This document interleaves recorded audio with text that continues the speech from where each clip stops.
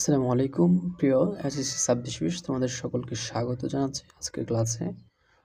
আমাদের আজকের ক্লাসের টপিক হচ্ছে তোমরা অবশ্যই দেখতে পাচ্ছ এখানে তোমাদের একটা গুরুত্বপূর্ণ সিন, সেটা হচ্ছে ম্যাডে লেসন 2 অর্থাৎ ইউনিট 4 এর লেসন 2 নামে একটা ম্যাডে নামে একটা সিন আছে। ওই সিনের শেষে একটা কি আছে, ফিল ইন দ্য ব্ল্যাঙ্কস আছে, ওইটা আমরা হচ্ছে আজকে পূরণ করব একদম গ্রামাটিক্যালি ডিসকাশন সহ।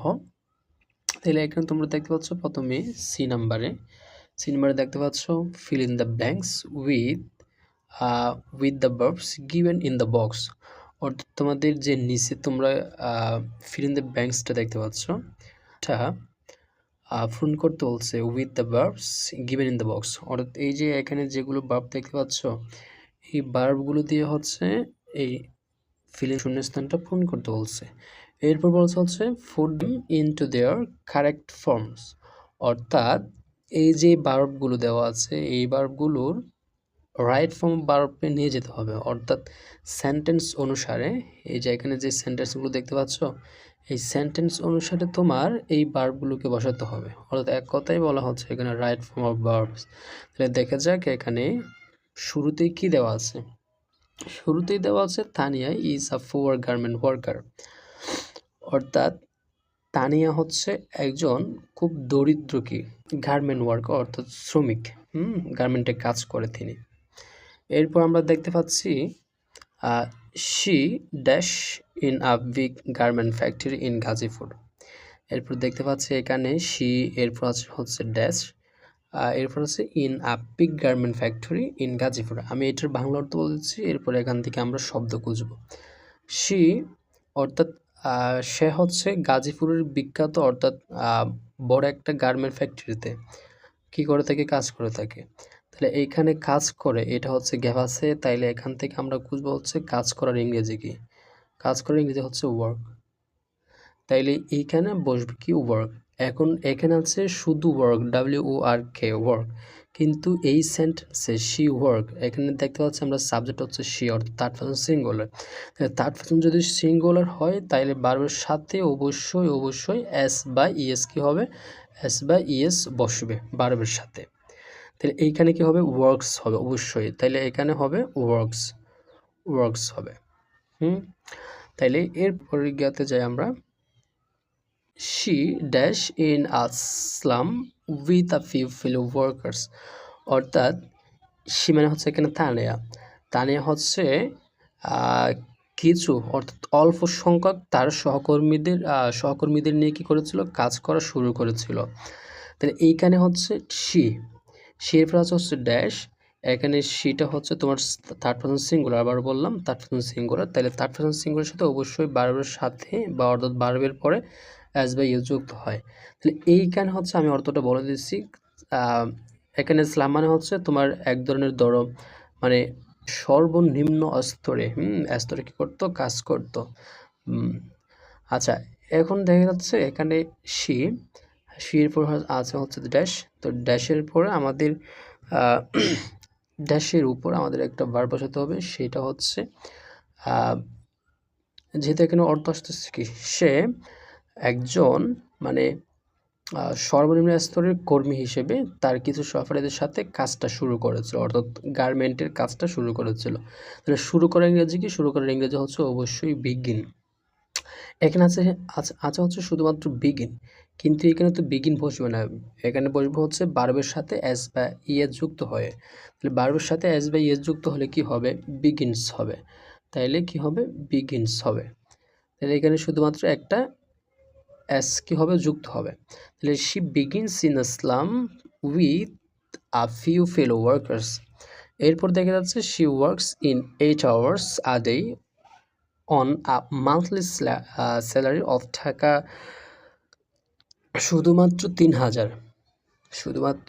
3,000 টাকা বেতনে সে ডেইলি কী করতো, 8 ঘন্টা 8 hours কী করতো, কাজ করতো। এরপর এখানে দেখা যাচ্ছে শি ডাস ওভার টাইম, সে এমনকি ওভার টাইমও কাজ করতো, অর্থাৎ এই যে 8 ঘন্টা কাজ করা শেষে সে পরবর্তীতে আরও কাজ করত। কেন কাজ করত? টু, এরপর আছে হচ্ছে আমাদের dash some more money to her income, অর্থাৎ তার যে 3000 টাকা ইনকাম আছে ওই 3000 টাকার সাথে আরও কিছু কী করার জন্য, অ্যাড করার জন্য সে কী করতো, অর্থাৎ যুক্ত করার জন্য, বাড়তি ইনকামের জন্য সে ওভার টাইম করতো।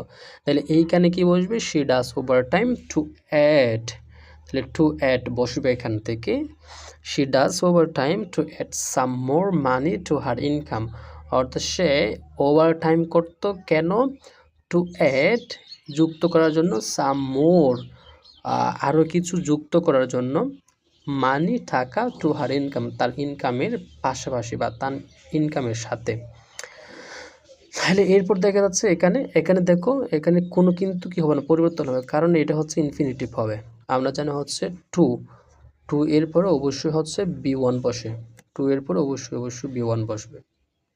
এরপর দেখতে পাচ্ছি আমরা হচ্ছে if she can save something, যদি সে কিছু কি করতে পারে, যদি সে কিছু সংরক্ষণ করতে পারে, তাইলে কি করবে?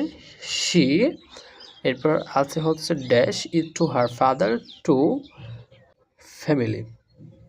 এইখানে হচ্ছে if she can save something, যদি সে কিছু কি করতে পারে, সংরক্ষণ করতে পারে, তাইলে তার অর্থটা হচ্ছে ঠিক এরকম, যদি সে কিছু টাকা সেভ করতে পারে তাইলে তার পরিবারের কাছে কিছু টাকা কী করবে? পাঠাবে। তাহলে এখানে খালি জায়গা বসবে হচ্ছে শি সেন্ট, শি, এই যে এখানে দেখতে পাচ্ছ সেন্ট, এরপর হচ্ছে it to her father to support the family, অর্থাৎ ফ্যামিলিকে, অর্থাৎ পরিবারকে সাহায্য করার জন্য সে কিছু টাকা কী করবে? পাঠাবে। তাহলে এখানে দেখো আমরা কি এখানে স্যান্ড কি পুরোটাই বসাবো, নাকি স্যান্ডের সাথে অন্য কোনো একটা ওয়ার্ড যুক্ত করে কি বসাবো? এখানে যে সেন্টেন্সটা দেখতে পাচ্ছি if she can save something, এটা হচ্ছে একটা কন্ডিশনাল সেন্টেন্স। তাহলে কন্ডিশনাল সেন্টেন্স কোন টেন্সে আছে? এখানে দেখতে পাচ্ছি আমরা প্রেজেন্ট ইনডিফিনিটে আছে, অর্থাৎ ফার্স্ট কন্ডিশনাল আছে। যদি ফার্স্ট কন্ডিশনাল হয় তাইলে অবশ্যই এর পরবর্তী যে ভার্বটা বসাবো সেটা অবশ্যই আমাদের ফার্স্ট ফিউচার ইনডিফিনিটে কি বসাতে হবে। তাইলে এখানে শি এর পরে যে ভার্বটা বসাবো, অর্থাৎ সেন্ট যেটা দেখতে পাচ্ছি এটা বসাতে হবে ফিউচার ইনডিফিনিটে। তাইলে স্যান্ডের আগে একটা উইল বসাই দিলে কি হয়ে যাবে? তাহলে she will send it to her father to support the family. এরপরে দেখতে পাচ্ছি one day Tania was busy. আচ্ছা, এখানে একটা জিনিস খেয়াল করো, সেটা হচ্ছে এই যে আমরা এতক্ষণ যেই ফেরাটা পড়ছি তানিয়া থেকে শুরু করে দ্য ফ্যামিলি পর্যন্ত, এটা হচ্ছে প্রেজেন্ট ইনডিফিনিটের কাজ ছিল, অর্থাৎ প্রেজেন্ট বর্তমানের একটা সেন্টেন্স ছিল। এরপর যে one day Tania was busy, এখান থেকে শুরু করে একদম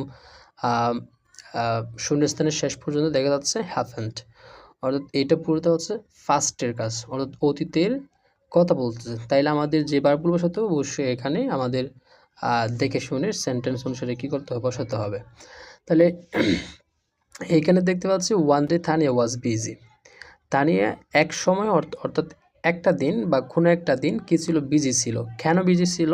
এরপর এখানে কেনতে অর্থাৎ ড্যাশ আছে, her work with the factory, in the factory, অর্থাৎ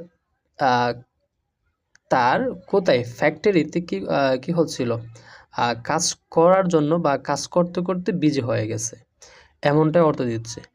তবে এখানে মূলত হচ্ছে বিজি, এরপর যদি আমরা যদি একটা যদি প্রেপোজিশন আনি, অর্থাৎ ড্যাশের জায়গায় যদি প্রেপোজিশন দিই তাইলে আরও সহজ হয়ে যাবে, কিন্তু এখানে আমাদের কোনো প্রেপোজিশন নাই।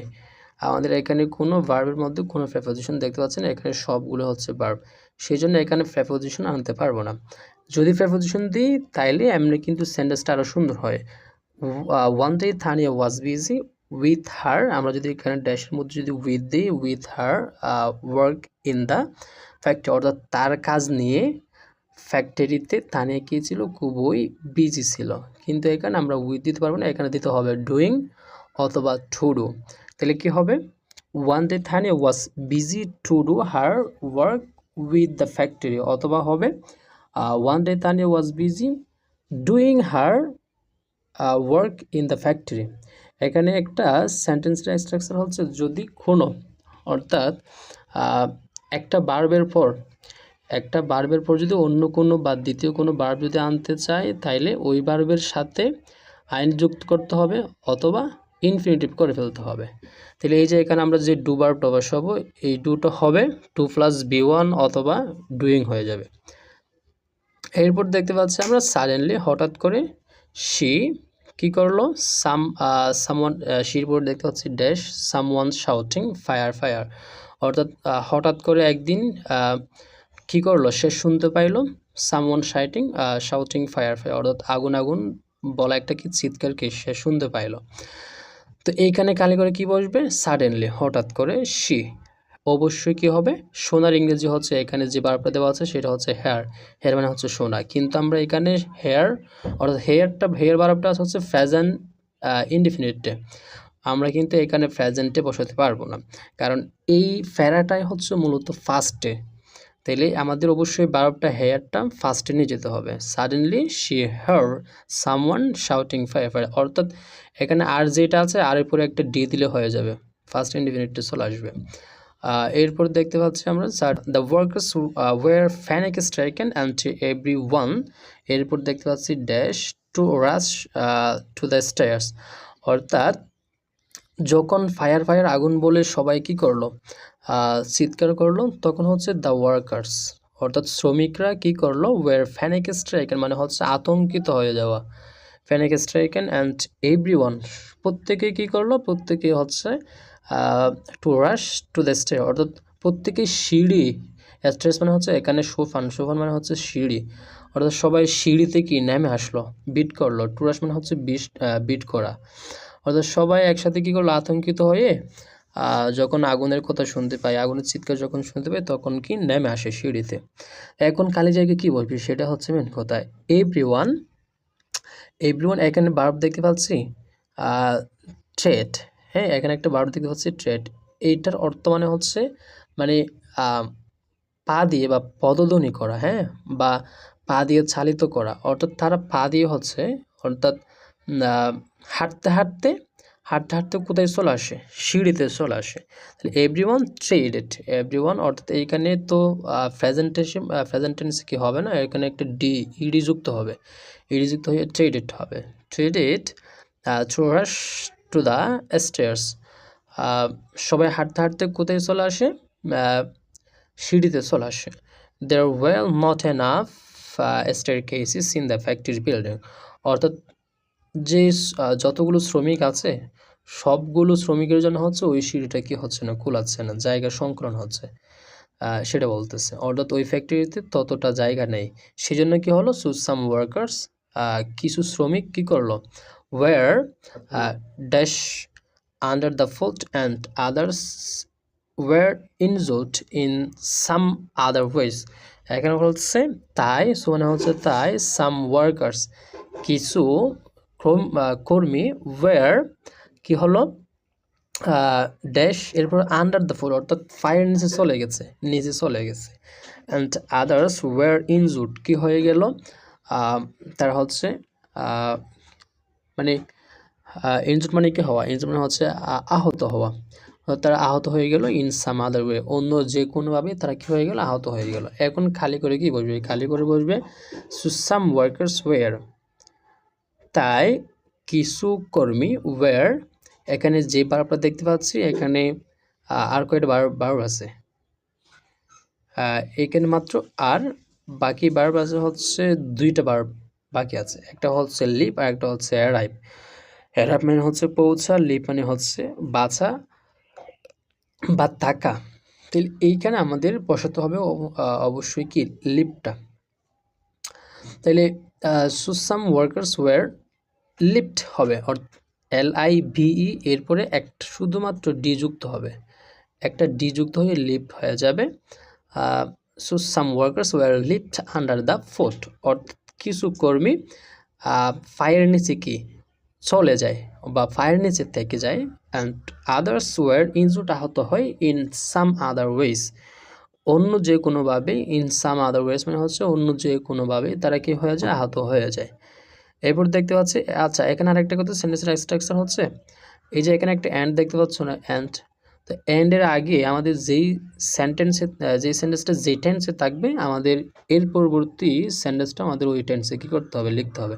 তাহলে এইখানে এন্ডের পরে যেই সেন্টেন্সটা আছে সেটা হচ্ছে ওয়ার ইনজুর্ড। ঠিক একইভাবে আমাদের কী করতে হবে, এন্ডের আগের যেই সেন্টেন্সটা আছে ওইটার ভার্বও একইভাবে লিখতে হবে। তো সেহেতু হচ্ছে ওয়ার লিভ ঠিকই কারেক্ট। এরপর দেখতে হচ্ছে হাউএভার, যাই হোক, দ্য ফায়ার ব্রিগেড কী করলো, দেয়ার আসলো বা পৌঁছালো ইন মিনিটস, অর্থাৎ কিছু কয়েক মিনিটের মধ্যে। ইন মিনিটস মানে হচ্ছে এখানে কয়েক মিনিটের মধ্যে। অ্যান্ড নাথিং সিরিয়াস হ্যাপেন, তেমন কিছু একটা মারাত্মক কোনো ক্ষয়ক্ষতি হয়নি বা ঘটেনি, কিছু ঘটেনি। তাহলে এইখানে কি হবে, এখানে বাকি আমাদের যে ভার্বটা দেওয়া আছে সেটা হচ্ছে অ্যারাইভ। অ্যারাইভই হবে আমাদের এখানে একদম শেষের কি শূন্যস্থানের জায়গা বসবে।